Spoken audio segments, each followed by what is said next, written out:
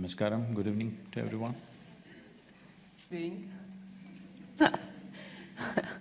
It's challenging. Sadhguru, thank you so much for giving me this opportunity, and thanks to all the volunteers who've worked so hard. So my first question to you is that when I first heard about you many years ago,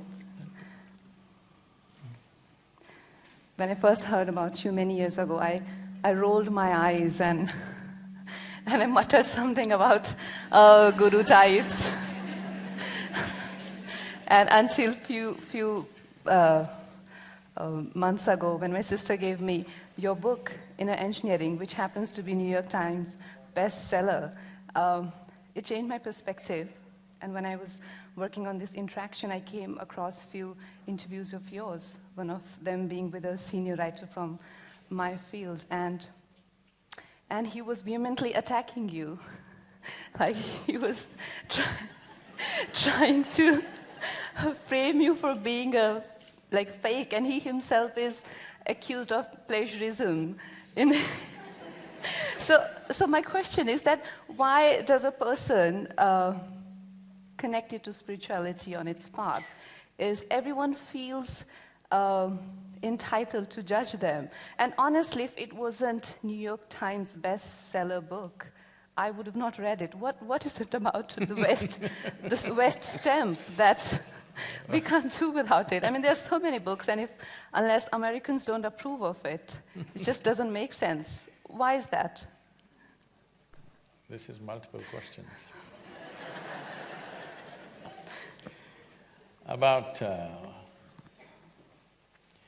About people's resistance to someone like me. When I say someone like me, someone who's not messed with himself, okay? He didn't cut his hair, he didn't do anything, he's simply the way nature intended him to be. That's all the problem they have with me. They think you have to belong somewhere. You have to be this religion or that religion or this party or that party. You got to be something. Today, if you look at the world, now that you mentioned America, and it's also beginning to happen in our country in a big way, in imitation of United States, I would say. See, in United States, talk to anybody, they'll say, I'm a Democrat or I'm a Republican. What this essentially means is, you have no clue what is democracy. If you say, I'm this, and my father also was this, and my grandfather also was a Republican, so this I am. What this means is, you have become a tribe. You've become a tribe, you know? Once you become a tribal war is inevitable. It's gonna happen somewhere. Democracy means every time you must see these 5 years or 4 years, whatever the term, how they have functioned, and individually you make a choice whom to vote for. You already committed to vote to a particular party no matter what. This means you become a tribe. You've gone back to feudalistic way of living, but you're talking democratic language. So this has happened in a huge way in United States. So, these jokes keep going around. Someone trying to convert a Republican into a Democrat. So they came and asked, why don't you vote for Democrats? See what kind of president you got. So he said, no, I'm a Democrat, I'm a Republican, my father was a Republican, and my grandfather was a Republican, so I'm a Republican, that's it. So this guy asked, suppose your grandfather was a jackass and your father was a jackass, what would you be? He said, of course, a Democrat. Okay. So, we are taking things from there all the time, and in India also slowly we are moving in that direction, unfortunately. About New York Times New York Times a lot of things you could say about New York Times, but I think their president is speaking as to what is New York Times, I don't have to say a thing.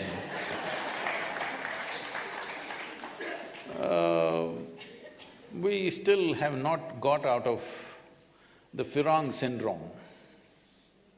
You know what's Firang? I know. Yeah. Of course. So we've still not gotten out of that Firang syndrome, it has to come from there. Today, why do you think so many people are talking about yoga? The yoga they're talking about in India is largely a rebound from the American coast. They're not talking about the yoga that is here. This is the source of yoga. And people's understanding of yoga is… Sadhguru, that brings to me a question about our roots ingrained in yoga and spirituality. But where has it got us as a nation, as a country, as a continent? What has it given us? Like, I know what you say about karma bondage, and I will quote you. No, I'll quote you. If somebody… he says about karma, breaking karma bondage, that if somebody breaks your leg, don't go after that person's leg. Fix your leg and go your way. I understand, that sounds fantastic. But if somebody breaks your leg and you go your way, somebody again comes, break your leg, what do you do? And then Why do you others think see… people are so much interested in your legs?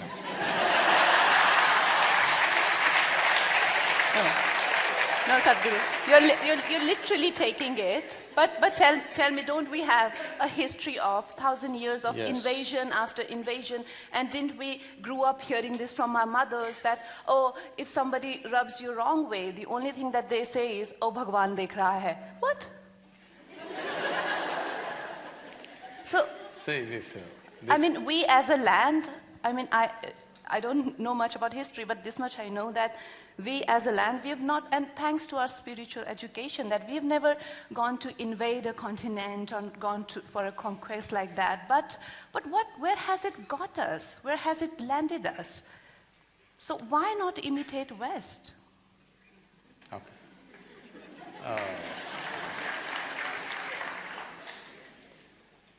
You must give me a few minutes. Okay. Because you raised a whole lot of things about history.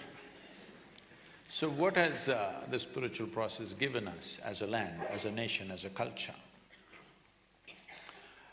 You must understand this. Let's understand this very clearly. Here we always focused on individual development. Because without creating great human beings, there is no great nation, there is no great culture, there is no great world. World, nation, society, these are just words. It's just you and me. What kind of people we are, that's the kind of society, that's the kind of nation, that's the kind of world we will live in. So we always focused on individual development. In this we produce stellar human beings, absolutely fantastic human beings for thousands of years who created a fantastic culture. And let me remind you, our safety was our geographical features. The Himalayan region, the Himalayan ranges, and the Indian Ocean, which was called as Indus-Sagara at one time. So this he and Hindu, together we made it Hindu. So you must understand, it is a geographical entity. We revered the mountains and the ocean because we knew our safety, our well-being and our cultural flourish and our economic prosperity of the time, everything depended on these two barriers which stopped people from invading and doing things. But then people found ways to cross the mountains and come across and come through the oceans, everything happened. So our problem was just this, we focused on human genius all the time, but we lacked organization. The West always focused on organization, but they did not focus on individual genius. For both there is a price. So now we have come to a place where we cannot ignore individual genius, we have to focus on that. At the same time, we need to learn to organize. That's what we are struggling at right now, that we want to organize. Can I ask? So, Sadhguru, talking about spirituality, and like I questioned that, how practical is it in today's world whereas like the whole philosophy of spirituality or what… No, spirituality is not a philosophy. I know, it's a technique, it's a practice which No, I also do. It's yoga. No.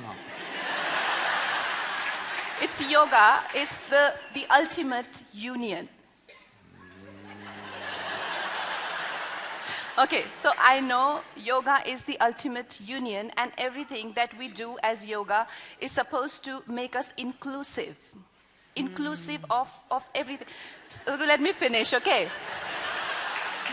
So, so it is supposed to make us inclusive of our environment, and then further expanding that our country, our countrymen, and then the planet, and then the cosmos, and that it goes on.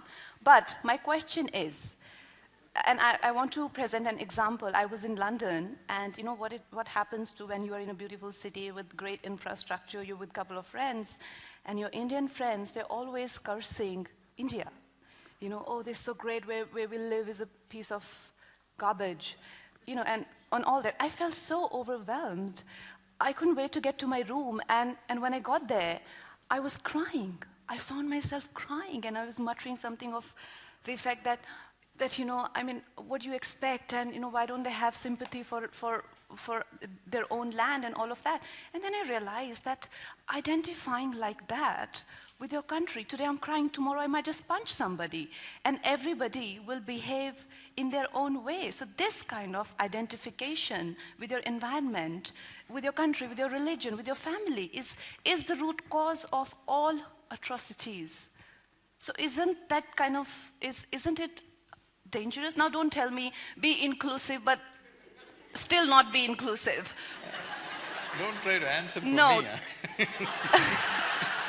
I am not buying that answer. How can you be inclusive and yet not be inclusive? If you're inclusive, you're inclusive. Or you don't be inclusive. Well, the city that you're appreciating of its infrastructure and its wealth and well-being, for 2 centuries was largely built on stolen money from this country.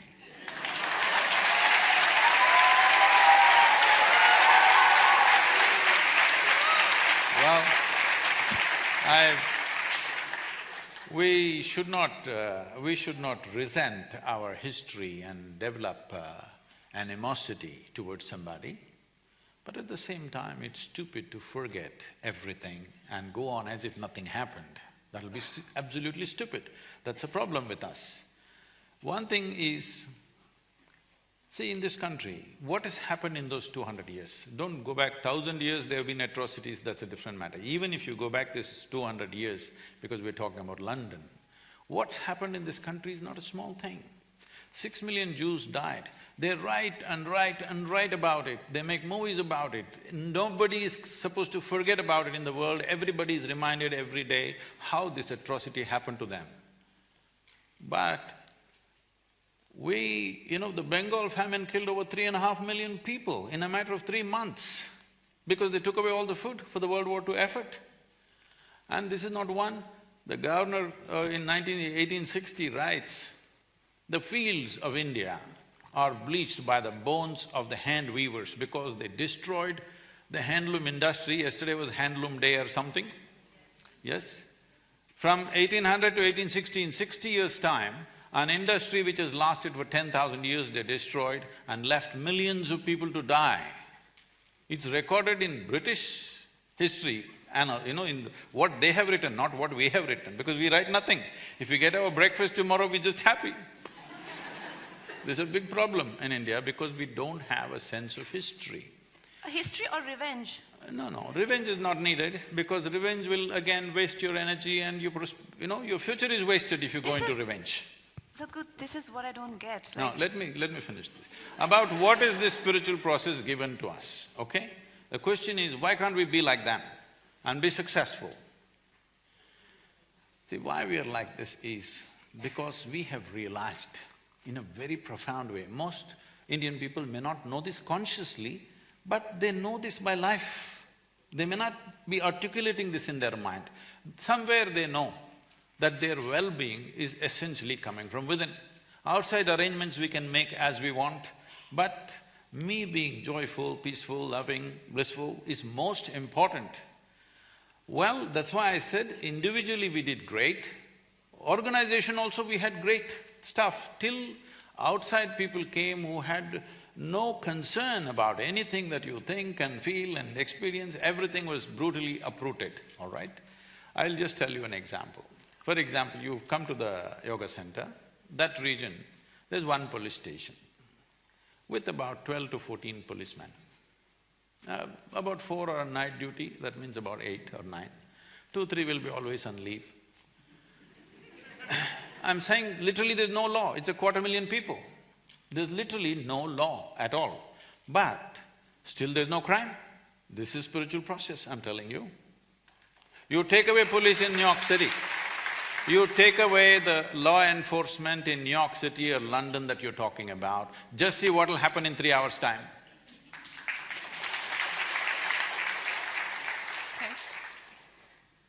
Okay, so Sadhguru, this… We need organization right now. To succeed as a nation, we need organization. Yeah, but the way society has also been handling things is not great. It's not really the best thing. It's not we can't rely on a system like that. You mean like we are largely being organized by society, but that's not the most appropriate way. I mean, authority isn't either, but aren't there is at least a set of rules there. With society, they're really, I mean, more money you've got, you can literally get away with anything. So that's not the best way to go forward. What do you have to say about that? Here? You're saying in India? In India, yes. Yeah. See, we need to understand this. When the British left this country, the average life expectancy in this country was 28 years, okay?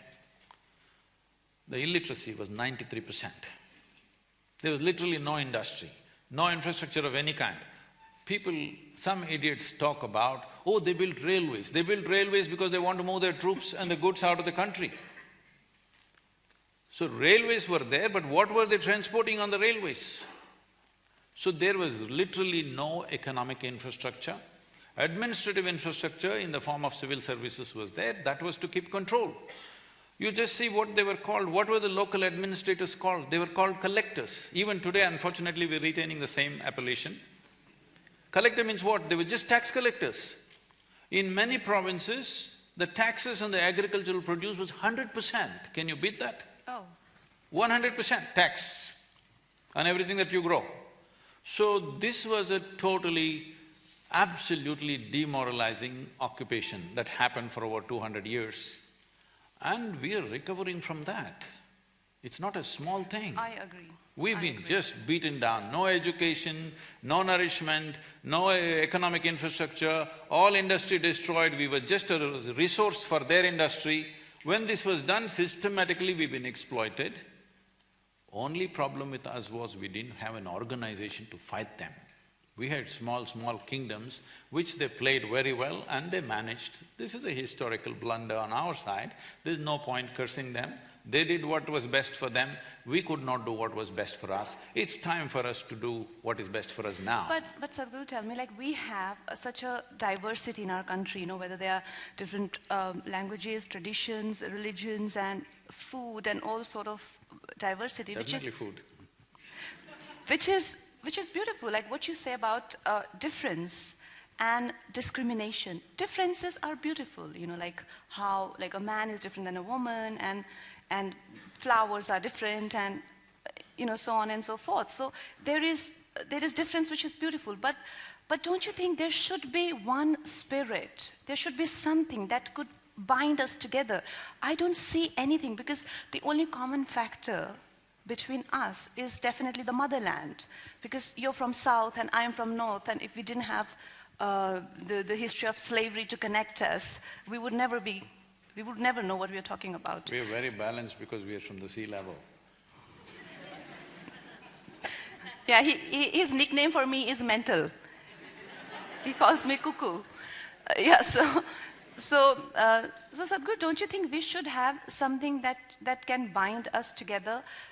Don't you think it's so easy to play us as people, as a nation, and that spirit of, like, I can think of only one thing that can bind us together is probably nationalism, which is the most infamous word in today's time. So what is it? What can bind us together? See, this diversity that you're talking about, as all of us know, there is no other nation which has this complexity of diversity. We have 1,300 spoken languages in this country and 1,000 different ways to cook and 1,000 different ways to dress, and every 50 kilometers you drive, people look different, dress different, speak different, eat different, everything different. So, this is what also helped us to survive. You must understand this. See, just look at this. Wherever the English went, for example, or before that, the Islamic invasions, wherever they went, they made sure the entire population was religiously at least compromised. Just look at North America, South America, Africa, Australia, wherever they went, they were absolutely nearly 100% successful. This is one country they couldn't figure out because they don't know where the head is. So… Because we are an organism with, million heads, nobody knows which head to cut. So don't complain about this because this has also been our survival. After nearly 1,000 years of occupation, we've still retained our culture, maybe little bit of distortions here, there, but we've still retained it simply because nobody knows where the head is, otherwise they would have chopped off the head. So where's the head? Huh? No, that is the whole thing.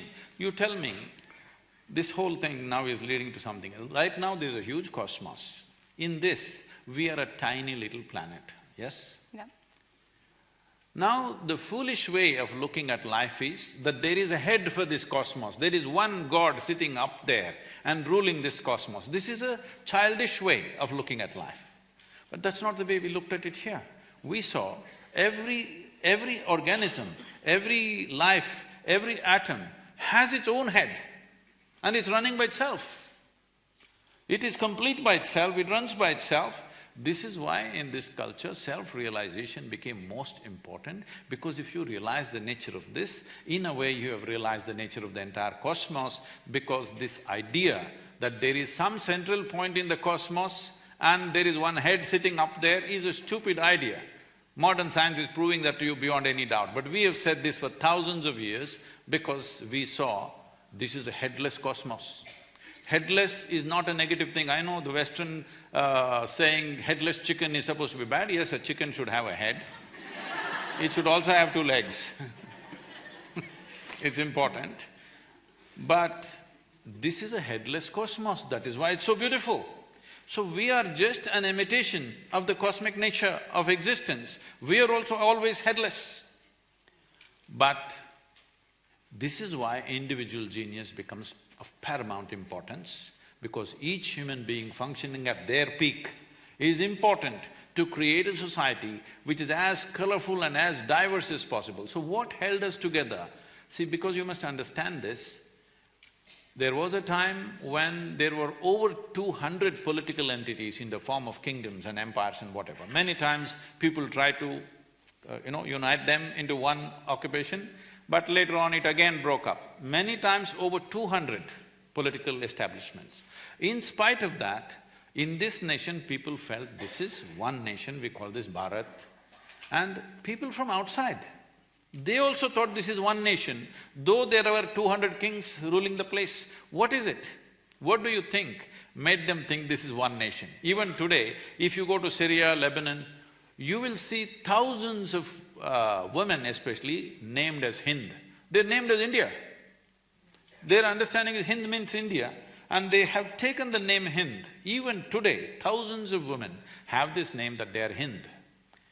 So, because forever we've been known as one nation, for more than 10,000–15,000 years. That's so good. This is because everywhere they went, they saw a nation was always built on the sameness of language, sameness of religion, sameness of ethnicity. But they found this land, there is no sameness anywhere. If you look from your neighbor to you, you are a different person, absolutely. You cook differently, they cook differently, you speak one language, they speak another language. But they called this one nation because this was the only nation which was a land of seekers, not a land of believers. This is why we have always identified as seekers. We are seekers of truth and liberation. Our highest value is not God. God means head. Our highest value has never been God. Our highest value has always been mukti and moksha, because this means liberation and freedom. Freedom has been our highest value. Now the so-called liberals are talking about freedom fresh as if they're talking about it for the first time. We've always held as the most sacred thing in our life is ultimate liberation of the human being. Not going to heaven, not the pleasures of heaven have never been eulogized in this culture. So our togetherness came because we were seekers. When we were seekers, the important thing about seeking is this: when you are believers, you will always get together.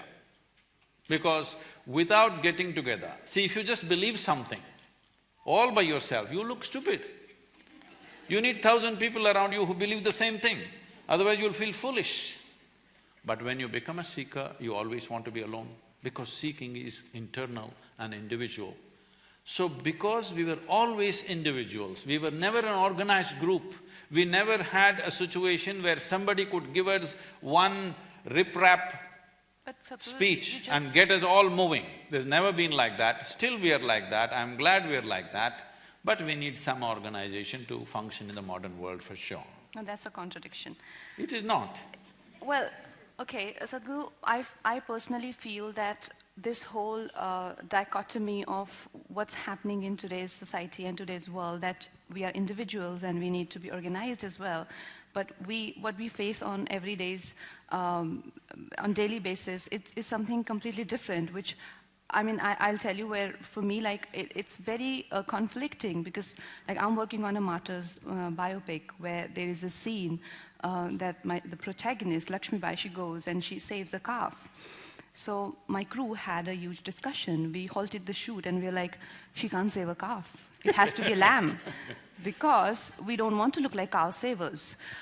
So my point is that when such a prejudice strikes, as a person, you feel very protective of who you are and what your values are, and you want to save all the animals. Why just cow? But you definitely want to save the cow for sure, because, you know, the prejudice is really agonizing. But a cow lynching a lynching for cow takes place, and you look like an idiot. And then you jump to the other side, which has been always criticizing and never wanting to be protecting cows. And you're like, these people look sensible, and these are so-called liberals. And now liberals, by definition, because I've learned English now just recently, so I have to access to dictionary for everything. So by the literal meaning, dictionary meaning of liberal is people who have acceptance for people, opinions, thoughts. No, they're fanatics. No, that's what I'm saying. Now, Sadhguru, let me finish this question. So these liberals, they will not take you in their group unless you hate the same people as they do. So like, one thing, it's fine if this is for the betterment of the country. You don't mind hating on BJP. You don't mind believing that everything that is being done by, like literally Amit Shah is practically doing. That's fine. But what is… No, but what I don't get is, this I get. What I don't get is, what is their agenda and plan of action for bringing this country out of the pit? What is that they're doing? So when a war breaks, liberals are the first one to say, from my industry, people say, why should we be bothered with war? We are artists. To demotivating an army man who's protecting the borders for you. A rape takes place in Kashmir and they say, Hindustan raped our daughter. To be pointing fingers at each other when the country is so vulnerable and trying to break a civil war? Is that what liberals do? And you're like, wait a minute, the most sensible thing seems like to be a skeptic. But a skeptic is nothing but a space cadet. Doesn't know where he's going. So right now, we need a definite direction to go into. We cannot be stuck in the unfortunate loop of to be or not to be, to be or not to be. So what to do? Wow.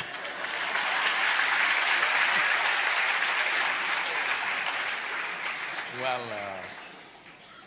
for a long time, from that city that you were talking about, they always thought asking this question, to be or not to be, is the most intelligent thing to do. There. Because they rarely came to existential questions. Existential questions is a daily affair for us in this country. But they rarely came to it. So that is how rudimentary ways they addressed it. They thought it's the most intelligent question to ask, to be or not to be. I think it's the dumbest question to ask, because you have not tasted life. When you are really blissed out and ecstatic, do you ask to be or not to be? In some way you're frustrated, some way you're burdened, so you're asking to be or not to be. Leave that aside, that's the thing. First of all, today in the world, people who claim to be liberals are actually fanatics. If you do not agree with them, they'll finish you in some way. So, about Jhansi Rani saving the cow well, she is a woman who stands out in our history and you're just fortunate that you… But she did save a cow. I'm like, listen guys, rather than fighting, why don't you access the facts? They're like, she did save a cow, but we should not show it as a cow. The thing is, we don't know who wrote the story. She didn't save one cow.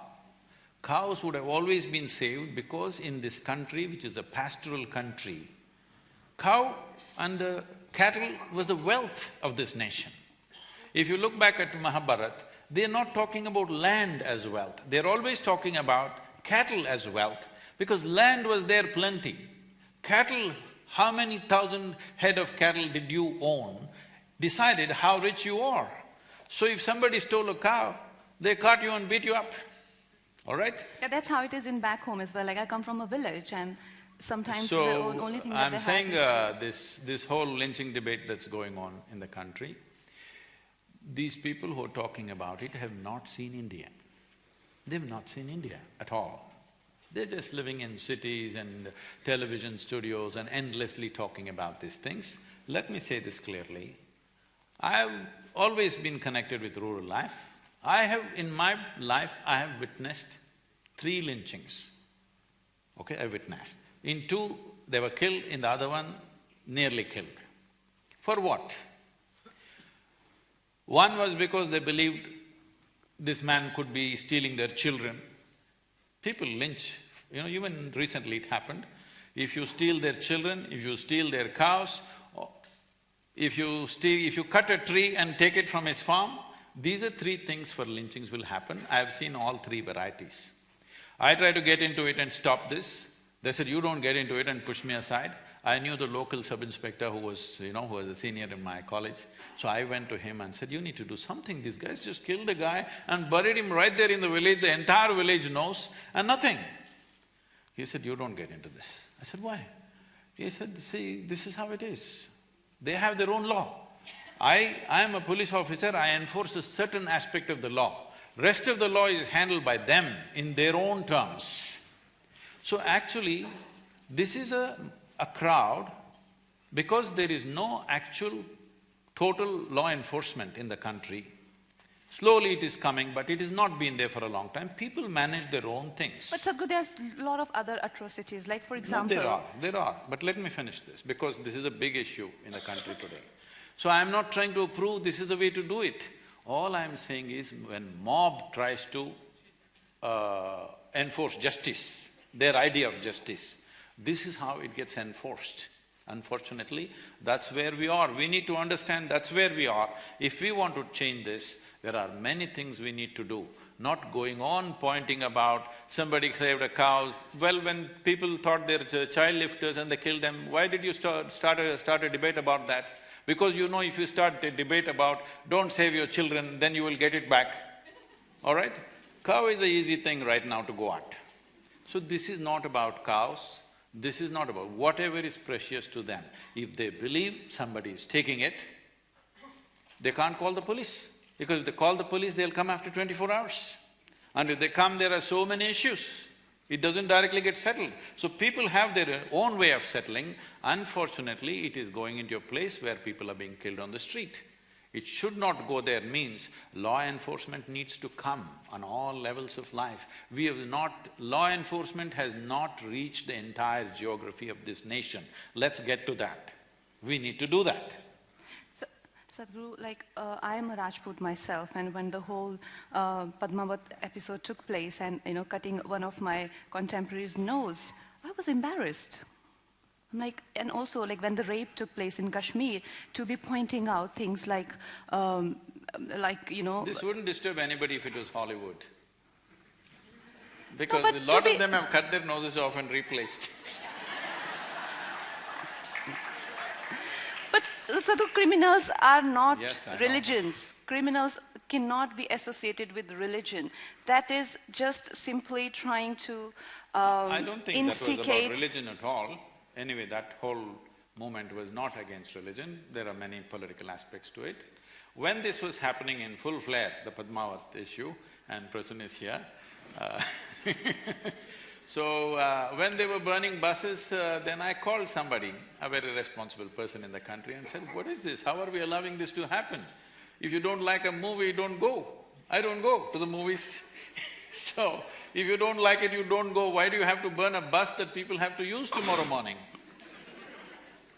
They said, "Sadhguru, they have all dressed up 100 women like brides and they're sitting ready to burn by themselves, volunteers to burn. Today, if we handle them rough on the street, tomorrow if these 100 women, even if 10 of them burn themselves, it'll become an international issue. So let the buses burn for 1 or 2 days, then we will deal with it." I thought this is a strange kind of wisdom, but it is wisdom. Okay. So we need to understand this, instead of giving commentaries because somebody went to Western universities and came back giving that kind of commentary in this country without understanding the realities. No. There are unfortunate realities of various kinds of divisions that people are trying to play up. When they don't get any voice to say something, they will gather one caste together, they will gather one community together or gather one group of language people together or religion together and do something on the street to get attention. The unfortunate way that this become a culture to get attention is burn the bus. People, tomorrow morning they'll have to walk to their place of work, but burn the bus and get attention. In every other country, if they want to protest, they burn old tires. I think our people don't know how to take the tires out, so they're burning the entire bus.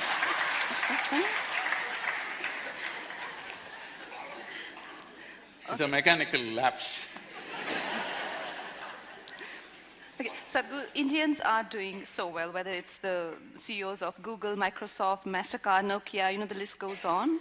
All the chief executive, I have a whole list of those. Pepsi is out, okay. Yeah, so Indians are doing so well all over the world, but India is not doing well. Why is that? Everybody in the world thinks India is doing very well, but here there is a commentary that India is not doing well. When I look at you, I say you're doing well. When I look at these people, I see they're doing well. But yes, it is a fact, 40% of our population is still malnourished, unfortunately. This is because our focus in these last 70 years has largely been to industrialize, build cities and stuff. We have not focused sufficiently on our agriculture, enhancing rural life. Right now, we are pitching very hard to do this, and I think in many ways, the governments of today, particularly the central government, is very focused on seeing this happen. Well, it's not as easy as said, there are many challenges, but a clear plan at least is being evolved, how to make agriculture lucrative, how to make rural living in a village worthwhile, that even if you want to see a cinema, you don't have to go to the city, that living in a village should be worthwhile.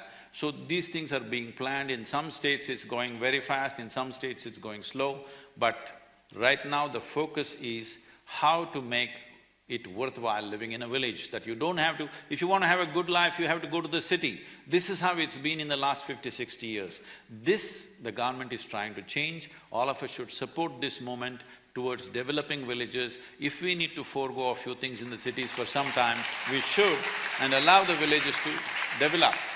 Otherwise, you'll have all of them coming to the city. That's the biggest problem in Mumbai. People are just coming in without any infrastructure, they don't know where to be. In most inhuman ways, unfortunately, they're existing because they just come in without any basis.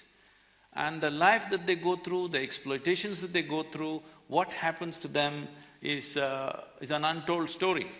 But Sadhguru, don't you think population explosion, like China was also facing a similar problem a few years ago and they have tackled it so well, and with us… Don't say well, they've handled it. Because you should know in China… No, I don't know. They were burying live children.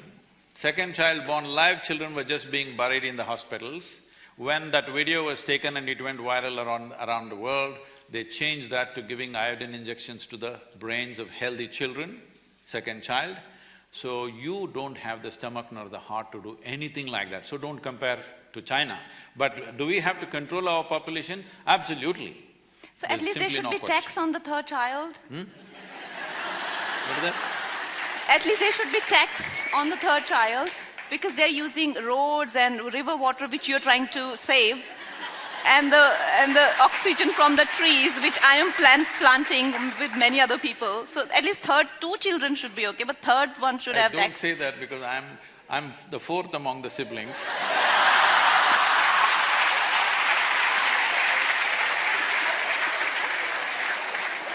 I have a big tax sitting on my head. Definitely some incentives have to be done. Right now, when I spoke about this a year ago, there was a lot of controversy in the south. We've been trying to bring this in the villages. A voluntary year of no conception. All we need to do is, because our life expectancy has improved, it's not because an explosion of reproduction has happened. No, that's not true. It is our life expectancy is improving. That means we took our death into our hands, but we are not taking the birth into our hands. We have… See, just about 50 years ago, an average time when the first child happened to a young woman in this country was somewhere around 16 or 17 years of age. It's moved to about 24 right now, but we need to push this to 35. Sadhguru, these days, the common discussion which is going on is again about the refugees. And we being celebrities, we get these questions asked, and this is the most conflicting question ever, because as a nation, being a part of this country and knowing that so many of us don't even have access to food, education, electricity, absorbing more people into our population clearly isn't a good idea, but denying those people seems even worse. So what should be… again, where does spirituality comes here? What part does it play? And what happens to inclusiveness when such a thing happens? You're picking on my yoga definition. No! No, I clearly know that this is the worst thing to do right now, because they are coming in millions and millions and millions, where our own are starving. So it's like saying that I let my own child die, but I save the neighbor's one. So, what sort of negotiation is that? If that was the intent, I would bow down to such people. I will let my own child, but I'll save your child. I will bow down to such people if they exist. But that's not the thing. We are trying to project our inefficiency as compassion. I don't like that. We don't know how to man our borders, but we are talking about compassion. That's not the truth. We're just projecting our inefficiency as some kind of a great value. There's no value to that. So, talking about influx of people from outside, see, when somebody comes to the nation's door because they are violently persecuted somewhere, we should treat it differently. After all, they are human beings. But for economic well-being, people are daily porous borders, people are going across here and there. We need to do something about it. If we don't do anything about it, we will be stupid, because you cannot run a nation without knowing how many people and who is in this country. We cannot run a country like that. First of all, we must understand, I am not for nationhood if you ask me. It would be fantastic if we live as one world, but we are nowhere near that possibility, okay? We are nowhere near that possibility. Right now, the best way to address humanity, and the largest segment of humanity that you can address right now, is a nation. So nationhood is right now very important and a practical solution for humanity as a whole. In the making of a nation, one of the most basic ingredients is the sovereignty or the physical, geographical peace that we call a nation. In this, there may be culture, there may be language, there may be religion, there may be everything else, economics, everything is secondary. First and foremost thing is, there is a piece of geography which we call as a nation. Now, if you're talking about inclusion, you're right now talking about India, Bangladesh, well, you know, we became two nations or three nations. We became two nations in 1947, we became three nations in 71. So some people think we can make ourselves into another 4 or 5 or 6. No, I think we must stop this nonsense now because people who are talking this do not know the suffering that happened in 1947-48. There are still… I'm sure in this hall there are many people whose parents walked across the border and came at one time. What they have gone through, what they have left behind, the sufferings and the pain, and the nearly 600,000 people who died, and about 2 to 3 million people who migrated from this side and that side. In both sides of the border, after 70 years, second generation of people still are not settled. Many of them are still living like refugees. When this has happened, talking about one more partition is a stupid and the dumbest thing to do. We should not talk about that. Now about the porous borders between India and Bangladesh, well, we've largely sealed India and Pakistan, isn't it? Why? Because they're coming across with guns. Here they're just coming for livelihood.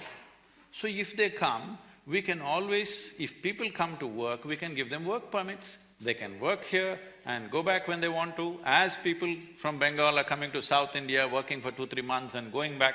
Similarly, they can also come and go, you can have some kind of a loose structure. But if you just allow people and give them ration cards and identity cards simply without any accounting, this is going to be a disaster.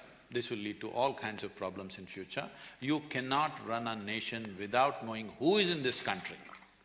If somebody wants to come into this nation, they must come through the front door, they must ask for immigration and come through the front door. We must have a system for that. We must have a system for that. How can people knock on the country's door and come inside? Not slip in from wherever they want and be wherever they want. That's not going to work. For nobody it's going to work. We have to take steps on that. It can work for a few politicians. Unfortunately, nation's interests are being sacrificed for personal ambitions. That is there in this country, what to do? But it still is a very conflicting thing because… See, if you want to be really inclusive, we can make the two countries into one.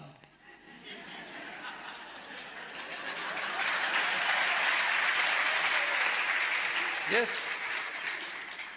We can make Bangladesh into a union territory and make it a part of this country, then everybody can go across, like you come from Pondicherry or anywhere else, like that you can go where you want. Are you ready for that? If you're ready for that, I think India is ready for that. If you talk about inclusiveness, that's a way to include, isn't it? Not slipping into my house from the back door and saying, include me, it's not going to work.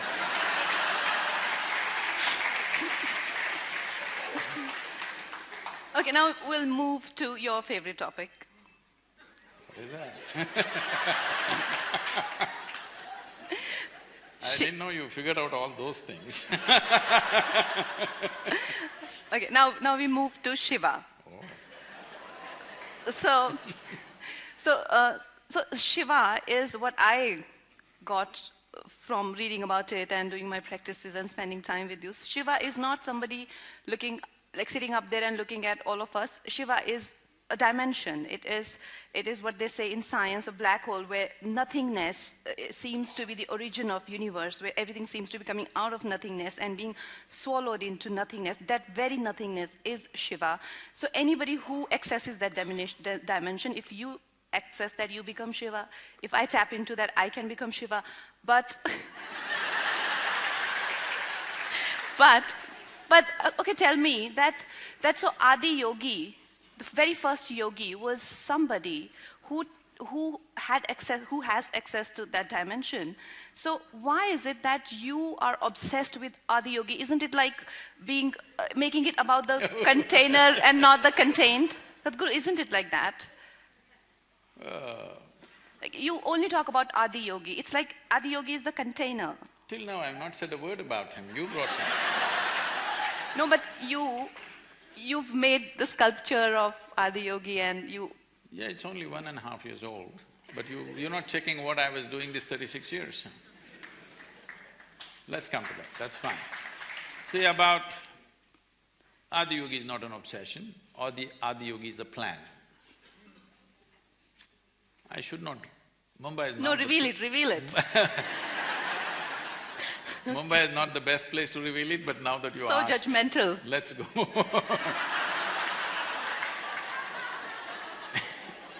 That's her next movie, she's promoting it.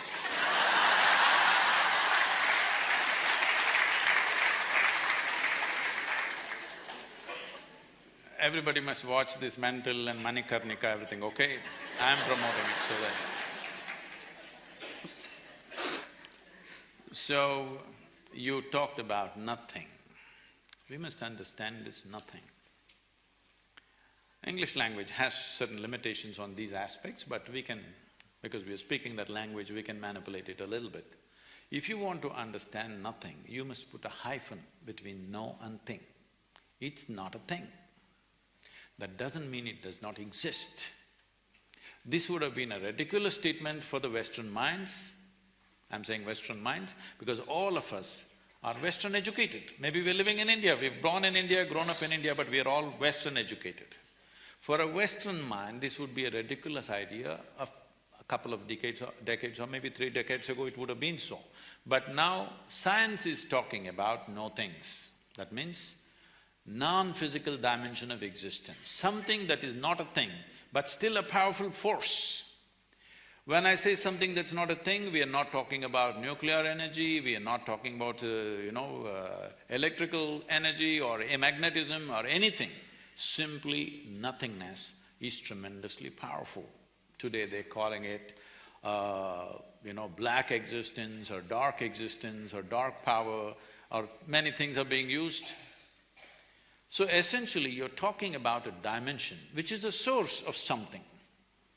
Now this is something, everything here is something. But this has come from all that we call as nothing because it's not a physical form. A physical form, in essence, means a certain defined boundary. You call this a physical body because this is a defined boundary. If there is no defined boundary, this cannot be physical. So when we said yoga, this union that you're… inclusiveness you're poking at me is essentially that you transcended your physical nature, so you are not a something anymore.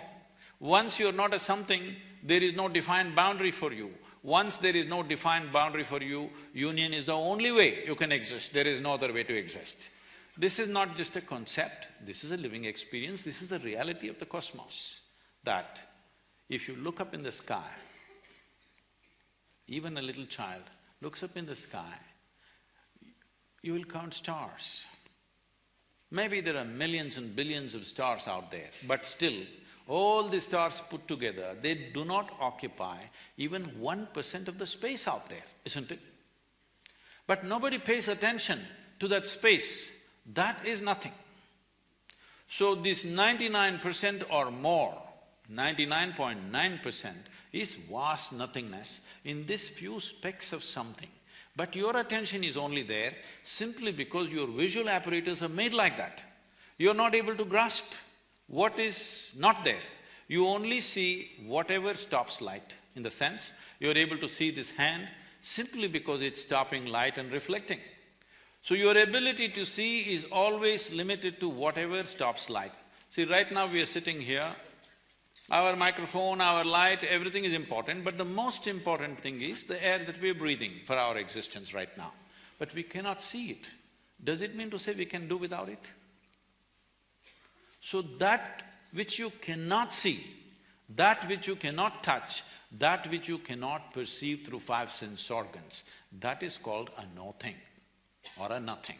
That's called Shiva. Shiva means that which is not. Now, if somebody begins to experience that as a living experience, we refer to him also as Shiva. But somebody who's not experienced it, we refer to him also. Half the people in this country at one time were named after Shiva. That is all the men, I'm saying. Ladies were Shiva, Shivangi, Shiva this, Shiva that, or Parvati, Gauri, this one, that one. Why this was so is constant reminder that you need to look beyond what is there in front of you. This physical form of being a man or a woman or this person I like, this person I don't like, beyond this, when I call him Shiva, now I cannot say I like him or dislike him. When your name is Shiva, you claimed already you're Shiva, when your name is Shiva, when I call you Shiva, I cannot call Shiva angrily, I cannot do something. It's a kind of a control over yourself, that you cannot abuse somebody. You cannot say, hey Shiva, you're this and that. You can only say Shiva. So we created a culture like this where constant reminder, wherever you look. We even called our dog Shiva. Yes, we never thought it's an insult because he's as much alive as you are. We called… if you see a tree, we say Shiva, if you see a rock, we say Shiva, if you see a bird, we say Shiva, simply because the source of all that exists here as physical stuff essentially comes from that which is not a thing or no thing or Shiva. So, this is why this talk about third eye and people think their forehead is going to crack and something is going to pop out, nothing like that. These two eyes can show you only that which stops light. The day you start seeing things which do not stop light, then we say, you have one more eye going. You have an inner eye which is able to see something that these two eyes cannot see. So third eye does not mean forehead cracking up and you becoming some kind of a freak-out. That means your clarity has opened up, that you're able to see beyond the limitations of senses. So all the enlightened people who've been… How many did you meet? Like I've heard about many, like say Krishna or Muhammad or Ram or Christ, Buddha, all the enlightened people who've been on this planet, there is some sort of mention of their birth or death. But when it comes to Shiva, like you say, and I've read that he was self-created, and I often ask you this question, that did he like disappear into thin air, and apparently something like that happened. He couldn't even have biological children with any of the women he was married to. Also, he At least you can't blame him for the population. Sadhguru, I'm coming to something very important. There is a theory… I thought population was very important No. too. There is a theory that Shiva is alien. See, till now you've been talking about inclusiveness and suddenly you call somebody an alien. No, Sadhguru, there is a theory… I must tell you this, every time I enter United States, at the immigration, I end up standing in that line which says, resident alien. I look around and see I'm the only one who fits the description. Sadhguru, let me finish this question. So there is this theory that… She won't let you go. No, that everything that humans encounter, whether it's an idea, it's a thought, it's anything that they encounter, it's been transmitted into them through an outer space, an outer being. My favorite director, Christopher Nolan, made this film, Interstellar, which is one of my favorite films, where they are constantly referring to certain beings as they. They are communicating, they are talking to us, they are doing this, but they never really clarified who they were. Like, were they aliens, were they gods, who they were? And Sadhguru, like this, I think I felt it in, like when any creative idea comes to me, it has absolutely no intellectual grounds where I can go back and track it down. It's literally like a mail dropped in my head. It seems like it's from an outside space. This is not a confession. I know it's a confession, but Sadhguru, is it that we are being operated by an external, sort of outside beings? Is it that? Well, people who have no faith in human intelligence are looking up that intelligence will come from somewhere else. What we need to understand is, see, there are certain things which are very significant things in this country which unfortunately this present generation has completely forgotten or very few people are reminded, and the rest of the world, some places they recognize, rest of the places it's not there. What the thing is just this, here we consider things like this. For example, in yoga, we call your spine the center of the universe. We call it Merudanda. That means it's the axis of the universe. What is a universe? Please understand this. Today scientists are admitting it is an endless universe. Forever they said, if you travel this many million light years, you will reach the end of the universe. But now they're admitting it's an endless universe. Forever we've been saying it's an ever-expanding universe.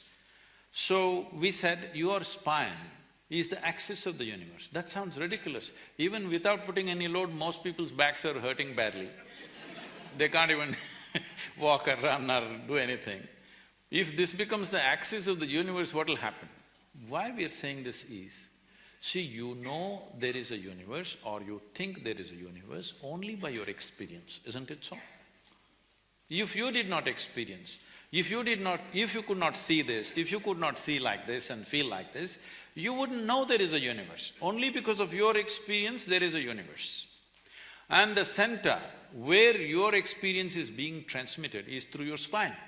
If you cut a few wires in your spine, you will have no experience even of the body, forget about the universe.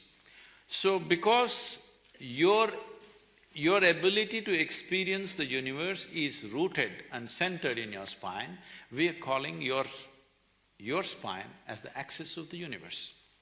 Suppose this hall, see now we know the boundaries of this hall. Now we can debate whether this is the center of this hall or that is the center of this hall. Suppose there are no boundaries to this hall. How would you decide which is the center of this hall? Where you are is the center of the hall, isn't it? From this basis, we developed a whole possibility for a human being, how not just to believe these things, but to make it into a living experience. It is from this the word yoga came, that the inclusiveness happens not because I tell you, oh, I love you, you love me and all this stuff. Inclusiveness happens simply because you obliterate the boundaries of your individuality. Not because I love you, you love me, I hug you, you hug me, so because we are inclusive, no. All that will last for some time. Tomorrow if they do something that you don't like, it'll be finished. But you obliterate the boundaries of your individual nature, including your body, that you know how to sit here without being identified with the boundaries of who you are. Your physical structure, your mental structure, your emotional structure has a boundary. It may be large or small. No, I'm not talking about the body being large. It may be large or small, but it has a boundary. But there are dimensions which have no boundary. What doesn't have a boundary is non-physical in nature. So our focus has always been on that dimension, which is non-physical. That is why Shiva became the most important thing, because Shiva means that which is not, that which is non-physical. Now is he the yogi that we're talking about, is he a human being, did he come from somewhere else? There are many things this audience need to be primed for this, because it's a long story you're asking. I'm trying to encapsulate it in 2 minutes, that's dangerous because it'll look silly. There is a book, Arundhati is here, we spoke together and she kind of put it together. And there's a book on Adiyogi, which is going into these aspects, but let me put it across. See, there are things, as you said, there is no parentage. When you talk about Shiva, there is no parentage, there's no place of birth, nobody saw him as a young boy to grow up. All the time when we saw him, he was about the same age. And we don't know where he died, such a significant human being. Even in those times, if he died somewhere, they should have built a temple, they should have built some kind of a monument for him. Nothing like that happened. So there is no birth, there is no death, there is no parentage, there is no siblings, there is no anything to prove that he was here. Does it mean to say we can assume he came from somewhere? Not necessarily. But in many of if you look at the lore, it's very common to refer to Shiva as Yaksha Swarupa. This means, Yakshas means always those kind of beings which are not human, but who supposed to have existed in the natural environment in this planet, in the forests and other things. Whatever we were referring to, some kind of beings or creatures or whatever you want to call them, who are not human in nature. So many times in the lore, you will see any number of songs and other things talking about Shiva as a Yaksha Swarupa. So there are many things which point, but there is no specific proof that he came from elsewhere. One thing is the level of intelligence in terms of his mathematics, his music and his geometry, what he thought in terms of that. When you look at it, The times that we are referring to, see, in the yogic culture, let me admit this in front of this crowd because, oh my God, there are cameras. In the yogic lore, it is estimated Shiva or Adiyogi existed as a person. He walked this land somewhere between 60 to 75,000 years ago. When I first spoke this, all the more sensible people around me, who are not as naive as me, they're wiser people, younger people, they said, Sadhguru, if you say 75,000, they will blast you. The only archaeological proof that is there that Adiyogi or Shiva existed is about 12,600 years. You should say 12,600 or 13,000 or 14,000. I said, okay, 15,000. But actually, in the yogic lore, there is a clear aspect of… they're talking about celestial arrangements. These celestial arrangements, if you go by the modern astronomy, they existed only somewhere between 60 to 80,000 years. In that span, there is no two ways about it, the things that he's talking about. And now, of the Cambay, what's it called? What is the Indian name for that, I'm sorry? Kumbat, is it? Yeah. Of the Gulf of Kumbat, now they've done explorations, they actually went there to clean up the plastic. But then they found a city which is 5 square miles. And now international archaeologists from… especially from Germany and France, they have dated this according to carbon dating process, that it is a minimum of 32,000 years. 32,000 years ago, nowhere on this planet did a city exist. Not just a city did not exist, the idea of a city did not exist. But they had a city which is 5 square miles in size, properly, orderly way of doing things. It's been buried, they're estimating it has gone underwater for about 9,000 years. And similarly, of course, everybody has heard about Dwaraka. There are excavations which unfortunately now is the line of control between India and Pakistan, you can't touch it. If you dig, something else will happen, you'll hit the mines. So, there is enough proof today, archaeological proof to say, over 30,000 years ago, there was a civilized society here. Maybe not across the country, but in pockets it existed.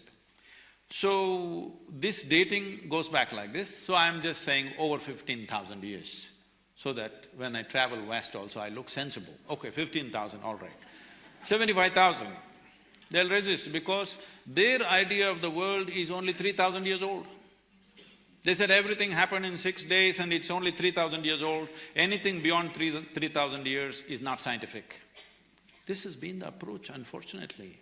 Now slowly they're correcting themselves without looking stupid, but it's utterly stupid. For all these centuries you insisted it's only 3,000 years, now you're slowly extending it because science comes and says something else. You will watch it in the next 50 years, science will come and say… modern science will come and say many things which we have been talking for thousands of years. So, Sadhguru, Einstein said that time doesn't exist, but we seem to… somehow we are stuck in it. And you say that space took a cyclic turn and that's how we're stuck in time. Is it only our bodies or our mind? How is it exactly like… Right now everybody is sitting here. Let's say we will make them sit here for next 10 days, just like this. Will they sit? No. Let's say we make them sit here for next 3 hours. Well, the body will keep time. If you forget also, suppose they're very interested in what we are saying and they forgot time mentally, the bladder will keep time. It will tell you when it's 3 hours for sure, isn't it? Your stomach will keep time. It will tell you when you're hungry and when it's time. So once you're embodied as a physical being, time is an essential factor of your life. And you know, in your experience, time is a relative experience, but in your body it is not so. It is keeping time all the time, because body is just a product of this planet and it keeps time. Right now, what is your idea of time? Planet spins like this, it's 1 day. Moon goes around, that's 1 month. Planet goes around the sun, that's 1 year. All our ideas of time is only because of the cyclical movement of physical nature. This is the nature of physicality. Physicality is always happening in cyclical movements. Whether it's an atom or the cosmos, everything is in cyclical movements. Without this cyclical movement, there is no physical existence.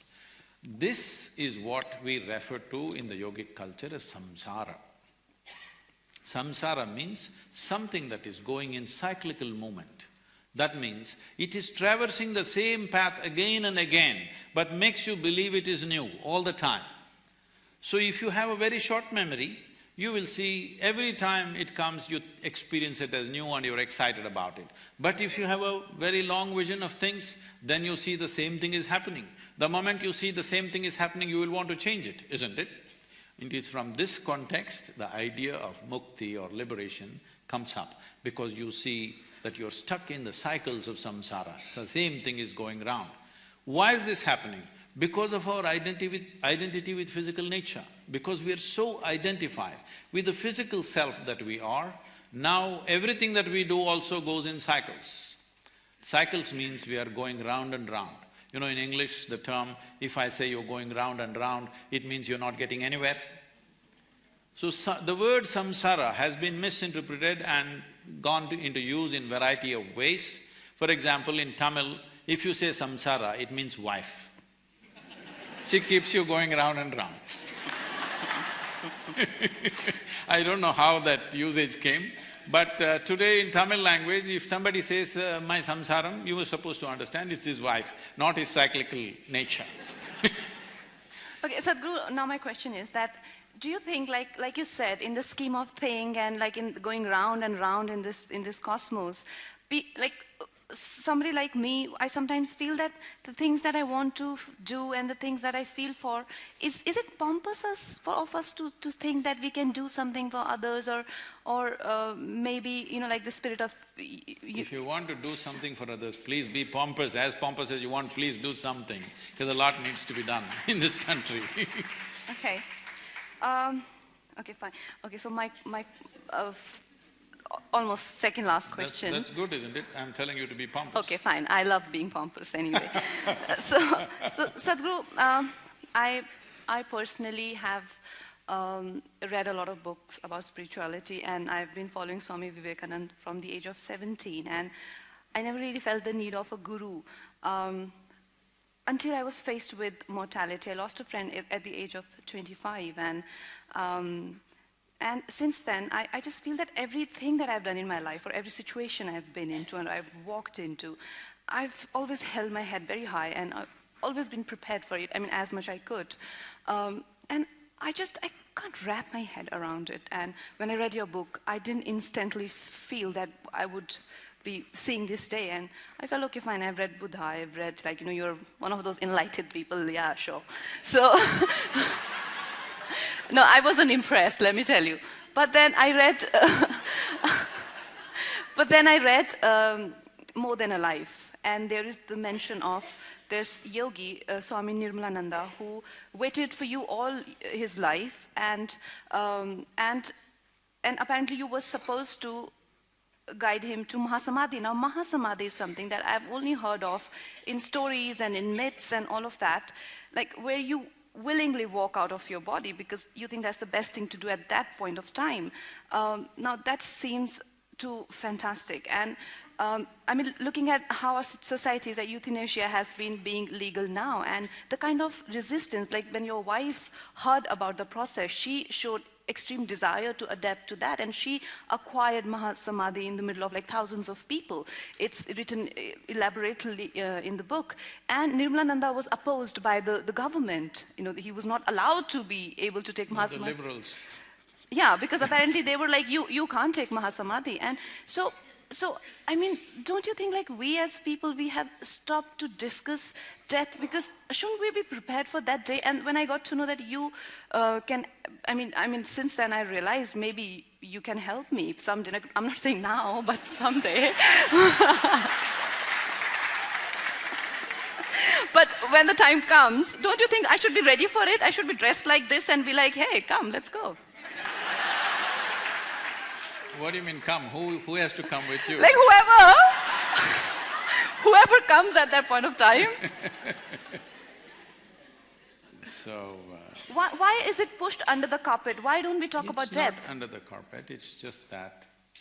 That's why I said, all of us, we may call ourselves Indian, but our minds largely have become Western because our education is like that. And you do one thing in Mumbai, you go and just look at people below their knees.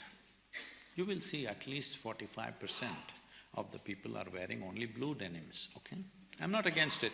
I lived in it at one time for almost 7 years, 8 years. I wore nothing else but blue denims. It was like a philosophy, not just a clothing. So today that number has increased in a big way. It's American workman's clothes. It's spread around the world. And because workmen wore clothes which were… because of work, it wore out, you know. Our pants would wear out riding motorcycles, it would wear out, we would put a leather patch and this and that. But now people are buying pants which are torn, all right? Paying more for the tear, you also… So, why I'm saying this is, because of this imposition is not small, it's taken a huge footprint in everybody's mind. In this sculpture, we talked about samadhi. It's a very commonly used word, but unfortunately people think samadhi means it's a gravestone. No, samadhi means sama and di. Sama means equanimous, di means buddhi. If your buddhi or your intellect becomes equanimous, when we say equanimity, we need to understand this. The reason why you're using your intellect so extensively is because you've been trained to discriminate between this and this, between everything and everything. And we create… intellect is the thing which creates division between everything. For us to function physically in this world, I must know here which is me and which is you. I must know here what is a chair and what is a floor, otherwise I won't know how to operate. So for practical purposes life, essentially for our survival, intellect is of paramount importance, no question about that. But this discriminatory dimension, if I ask you, I will leave her alone, okay? I will ask you, suppose there is a choice between having a sharp intellect and a dull or blunt intellect. What is your choice? You must choose, I'm going to bless you right now. Sharp. So essentially, intellect is a cutting instrument. It's a knife. The sharper it is, the better it is. It cuts everything. Why is cutting important? See, what is the nature of science that we learn today? If you went to a biology class, for sure, if you did not cut a frog or a cockroach, at least a flower you opened up. If you open up this flower, you will understand so many things about the structure of the flower, how it functions, everything, but you will not experience the flower because by the time you're done with it, it's finished. So if I want to know you, I think I must dissect you. I've come with my scalpel. You think by dissecting you, I will know you? By including you, I will know you. By embracing you, I may know you. But by dissecting you, I will not know you, isn't it? So the only instrument you have is a knife, and with that you try to do everything. I must tell you this. That was a time when I crisscrossed India on my motorcycle. It seems… where is Boman Irani, is he here? They're bringing back Java once again into the country, I believe. Well, I rode probably the SD motorcycles like nobody. I was doing around 55 to 60,000 kilometers every calendar year, just riding across the country without purpose. So at that time, I don't know whether I was in Madhya Pradesh or I was in UP. The whole night I've been riding. Early morning, I come to a place and I want to have some tea and rest for some time. Then, I always fix my motorcycle on the street by myself. But I thought I saw a garage. It was named, handwritten, Mubarak Mechanical Works. I looked at Mubarak Mechanical Works and whole night I've been riding, I didn't want to dirty my hands now. It was a simple thing, I had to just tighten the chain, just take off one link and tighten the chain, that's all I had to do. I thought this guy can do it. So this young, very enthusiastic mechanic came out. And I said, why don't you just take off one link and tighten my motorcycle chain? Then he came out. Then I saw the only two tools that he had in his hand was a chisel and a hammer. Then I said, wait. Then I walked into his little shack of a mechanic shop and looked inside, there was no other tools, only one hammer and one chisel. With this he does everything. Once he works on your machine, nobody else can work on it anymore, it's finished. I said, okay, Mubarak, you don't touch my motorcycle like this. So right now, a whole humanity has become like this. The only instrument they have is a knife. With this knife they cut, it's an efficient tool for cutting. Now you want to stitch your clothes, you stitch with a knife. This is what has happened to the denims. If you do everything with a knife, everything will be in tatters and it's horrible, isn't it? That's all that's happening to us. We are trying to handle everything with one dimension of intelligence that we call as intellect. There are other dimensions of intelligence within us which is completely unexplored. So samadhi means to get your intellect to a state of equanimity so that it does not interfere in your perception of what really is the nature of existence.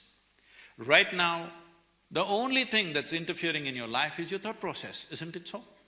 If I ask you to sit and meditate right now, you think somebody next to you is going to poke you? No, they are fine. It's your own mind, isn't it? People say they're depressed, people say they're agitated, somebody is manic, somebody is angry, somebody is miserable. No, all this is not happening. The only thing that's happening is your intelligence is turned against you, you're not getting it. You think you're suffering because of something. No, your intelligence is turned against you and nothing else. You have a knife and you don't know how to handle it. If you have a knife and you don't know how to handle it, you'll cut yourself up. Do you need any assistance from outside to make yourself miserable? You're very efficient, aren't you? And you told him the techniques. And when he was about to get there, apparently the government got involved and like, you cannot do that. In 1996, he announced, I'm 74. Samadhi for that, but why die before 25? Suicide is not a pleasant thing. Not at all a pleasant thing, because for a human being to see, when somebody dies, commits suicide, we're just thinking, okay, he committed suicide. It's not like that. You must look at what psychologically that person goes through to come to that decision. It's the most horrible part of one's life where somewhere they feel so trapped, either by physical situations, financial situations or emotional situations, so absolutely trapped when there is no other way. This is when they take that kind of violent exit which we call as suicide. And if someone tries to kill somebody, that somebody has some defense. They can fight, they can run, they can protect themselves. Some resistance is possible. But when you start hurting this one, this is the most helpless life. And it is the worst kind of torture that you can do is to torture this one, because this is an absolutely helpless life with yourself, isn't it? Somebody else has some defenses. So suicide need not be seen in terms of statistics, 1 hour they're dying. Even if one person commits suicide, it's a human concern. It must be a concern for the whole humanity. Why is this happening? You must understand, in this country, in 2017, 7,600 children below 15 years of age have committed suicide. Below 15 years of age, when they must be bursting with life and wanting to live. Below 15 years of age, if they want to commit suicide, what is it? We are somewhere driving ourselves to a certain desperation. One big cause for all this is education system. Unfortunately, it's the schooling system which is killing people. Because if you get 98, you're no good, you know. People will ask you, where is the other 2%? So, apart from this, there are various other things, economic things are there, emotional things are there, various kinds of things for a human being. Essentially, simply because there is no clarity about life in some way. See, youth means It's life in making. Youth, the most significant aspect of youth is they're full of energy, it's a huge amount of energy. When I say energy, after all, our life is a combination of a certain amount of energy and a certain amount of time, isn't it? Time is ticking away for all of us at the same pace, it's going away. If you sit here, it goes away, if you stand, it goes away, if you run, it goes away, if you don't do anything, it goes away, if you sleep also, it goes away. Time is rolling for all of us. It's only energy we can manage. If you organize our energies in a certain way, what somebody does in 100 years, you could do in 10 years. It is just organization of one's energies. So youth means an exuberant energy. But most of the time, the problem with the youth is they don't have the necessary clarity nor balance.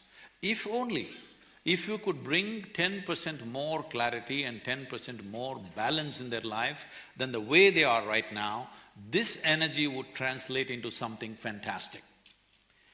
Because this is one thing we need to do, because as a nation, we are talking about our demographic dividend, where 50% of our population is below 30 years of age, which is a unique situation. And it's a fantastic situation only if we give the necessary clarity and balance and competence to our youth. Otherwise, we can be a major disaster. Such a large youthful population, without necessary clarity, without competence, without balance, they could be the biggest disaster on the planet. But if we organize this well, we could be the greatest miracle in the world. So we are making this effort, and I'm putting 1 full month of my time traveling across the country, speaking in various universities and causing a buzz about this among the youth, speaking a very youthful language. You will see a very different Sadhguru. I know, you can… Because I will dress differently, speak differently, do everything differently with them. Yeah. Because I'm very youthful. Yeah. So my message to all the youth who are going to participate in this, you can ask Sadhguru all kind of questions, about monthly cycles, about sex, drugs, all the scandalous questions which… They know all those things. No, they don't. Sadhguru, they are being a victim of drug overdose. There are so many, drugs has become a big epidemic, especially in schools and colleges. So guys, I look forward to those conversations and ask exciting questions. Okay, this is being pitched as Youth and Truth, Unplug with Sadhguru. Ask whatever you want. Ask whatever you want. Nothing is a taboo. Yeah. So how much time do we have for questions? Please.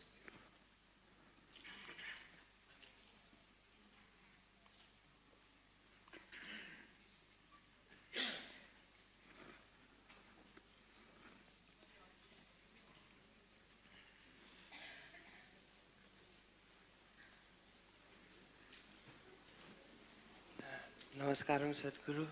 I would like to bow down with all my knowledge and all my ignorance. If you can hold the microphone, yeah. Okay.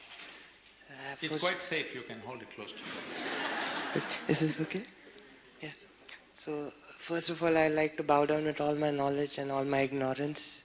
Like, I can't tell you how much you mean to me. Okay. So my question is very simple. Whenever I go to watch a movie, I'm given a place and I can see the screen in front of me, hear the voice coming from somewhere, and I can understand where I am. But when it comes to my life, I don't know where I see things, where I hear things.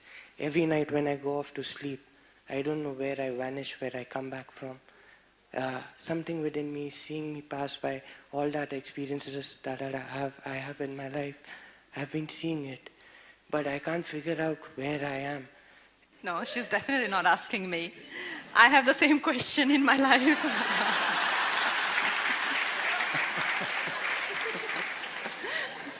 Okay, this is the last question we answer. Yes. So, when we say we have patterns, this is what we said in a certain way. They made a calculation and said, in 28,000 years, the moon will go so far that its impact on the planet will become minimal. When that happens, the human women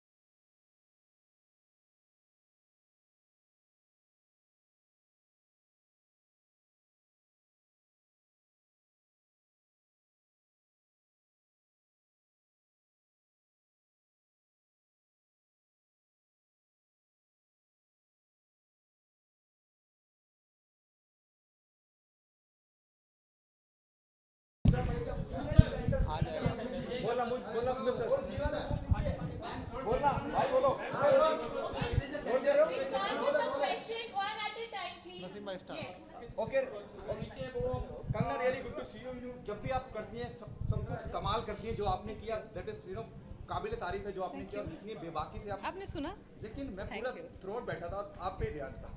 बहुत बेबाकी से आपने सब कुछ पूछा।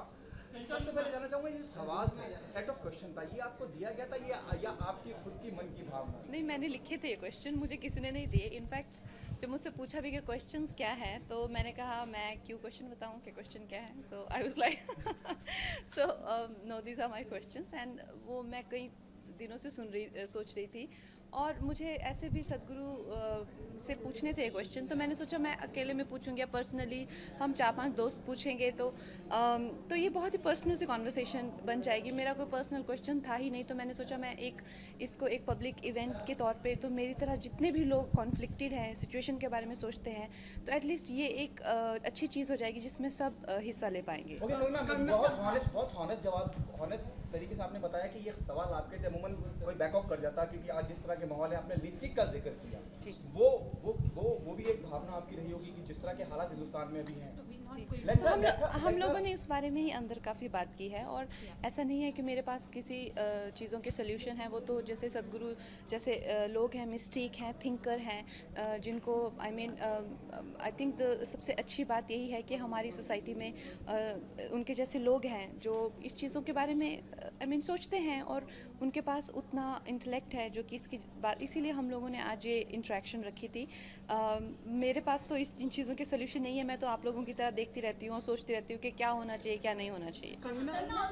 Politics के बारे में we are not going to talk about politics, keep it restricted to the event please. Elections के नियर बाय है। या so I just feel that जो मैंने इस बारे में अभी अंदर बात की कि किसी को हेट करना या किसी के बारे में करना, वो तो चलिए ठीक है, अपनी पर्सनल भावना हो सकती है, लेकिन उसके अलावा देश को कैसे यूनाइटेड किया जाए और उसको कैसे, जो इस वक्त हमारे देश की स्थिति है, उसके बारे में क्या, उसके बारे में हमें बात करनी चाहिए, और ये Poynting fingers at each other, ये नहीं करना चाहिए हमें। sacks its editors for writing or reporting against the PM or the government. Is there a fear among film artists also to speak against the establishment or make political content? I think most of my contemporaries don't talk about it, because obviously I was hearing some other days one of my contemporaries was saying कि हमको तो पानी, electricity की problem नहीं है, हम क्यों बात करें। That hurts, you know, like you cannot talk like that. What kind of an individual talks like that? You are a part of this country and it's not just about you. आपके घर पे पानी आए तो ठीक है, आपके पड़ोसी के नहीं आया तो ठीक है, लेकिन अगर आपके चाचा जी के यहाँ नहीं आया तो आपको दर्द हुआ। So this attitude is not good. और मुझे लगता है कि हमेशा ही आर्टिस्ट का ये कहना, अरे हम तो प्रॉब्लम में पड़ जाते हैं, हमें बात नहीं करनी चाहिए। आप बात नहीं करेंगे, जो सक्सेसफुल लोग हैं जिनके लिए 25 मीडिया कैमराज इकट्ठे होते हैं, तो कौन बात करेगा? फिर आप सक्सेसफुल हैं क्यों? फिर आपका मायना क्या है सक्सेस का? अपने पैसे कमाए, अपना खाए पिए, मस्ती की, this is not the real. आपको पेडेस्टल पे इसलिए नहीं रखा हुआ है कि आप अपनी छोटी सी ज़िंदगी जी के चलते बने। आपको पेडेस्टल पे इसीलिए जनता ने रखा हुआ है कि आप उनके बारे में भी सोचें। कंगना,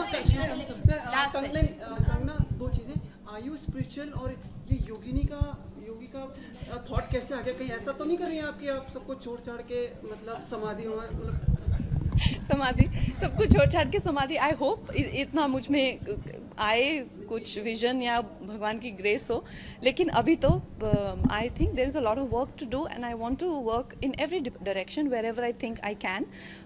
तो अभी छोड़ने का वक्त नहीं है, अभी तो we will do things and there is time for everything. बहुत वोकल हैं, जो हालात हैं देश में, पॉलिटिकली भी आप बहुत वोकल है। हाल ही में आपने मोदी की काफी तारीफ की और कहा कि उसका जवाब तो दिया ना मैंने। मैं ये कह रहा था कि क्या कभी आप पॉलिटिक्स को एज अ करियर एक ऑप्शन के तौर पे देखोगे करियर एक कंसर्न सिटीजन नहीं, पॉलिटिक्स करियर नहीं होना चाहिए। मुझे लगता है जब भी कोई इंसान, अगर मेरे जैसे इंसान को पॉलिटिक्स में जाना चाहिए तो उनको पहले तो वैराग्य हासिल करना चाहिए कि जब भी आपको जनता की सेवा करनी है तो obviously if I have a family, I have children, I have to give everything up and then only I should be able to serve the country. I think that should be the intention. Career, politics में career, मैं इतनी successful हूँ, अभी मेरा ये career है, मेरे को और कहीं करियर नहीं बनाना है, but yes if I want to serve my land, then the only option I see for myself is that I can't do it as where I have some vested interest in some other department, you know, because वो conflicting हो जाता है। तो I think जो भी लोग करना चाहते हैं करना चाहिए, मगर उनको किसी तरह से जो है वैराग्य हासिल करना चाहिए। ये पूछेंगे उसके बाद मैं पूछूंगा लास्ट। बताया कि चेंजेस के मामले तो फाइनली क्या किया गया? उसके लिए आपको फिल्म देखनी पड़ेगी। मेरा लास्ट रहेगा, जो भी होगा लास्ट मेरा। आप बोलिए। Kangna, you spoke about really topical stuff inside with Sadhguru, Yes. and most of it was very enlightening. Yeah. You also touched about beef and cow lynching. Yeah. I just wanted to know some clarity. How do you see where India is heading? हम लोगों ने उसके बारे में बात की अभी। Sure, no, I just wanted to know where do you think India is heading at a time when people are being lynched for what they eat? Yeah, no. We spoke about it, and also I'm not. अगर मेरे पास इसका answer होता तो मेरा I mean, what's your personal opinion? I gave my personal opinion inside. I mean, you heard that you feel conflicted. You know, you want to save the animals, but when the lynching happens, you feel heartbroken. What is going on? You feel this is wrong. You know, so I spoke about it. Kangana, जैसे refugee और उसकी बात की गई, जी। आपको लगता है कि जैसे और भी उन्होंने कहा कि मिला लेना चाहिए, आपको लगता है with mister Imran Khan coming up in the neighbouring country, do you think the things will improve? Hopefully. I mean, we can only hope that we don't have to shed more blood. It's very unfortunate that our soldiers are dying, and of course the kind of speech Mr. Imran Khan has given is very, very nice, and I wish him all the best, and I with my folded hands I really hope and appeal that we have really beautiful relationship henceforth. दिवस आ रहा है, उसके उपलक्ष्य में आप कुछ कहना चाहेंगी और शुभकामनाएं भी हमारी सर से होगी लेना चाहते हैं। पंखा लाओ। ये लास्ट है। Okay, so स्वतंत्रता दिवस की बहुत शुभकामनाएं सारे भारतवर्ष के लोगों को। Thank you. Thank you ma'am.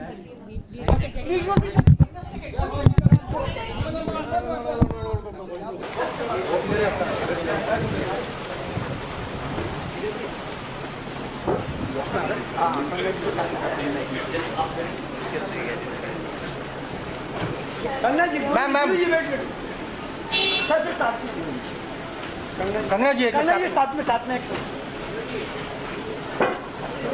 बस आगे मत जा कंगना जी राइट से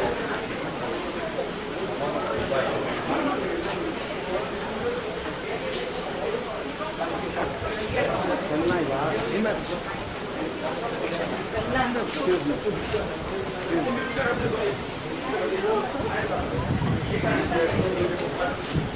जाओ उसको रुकना।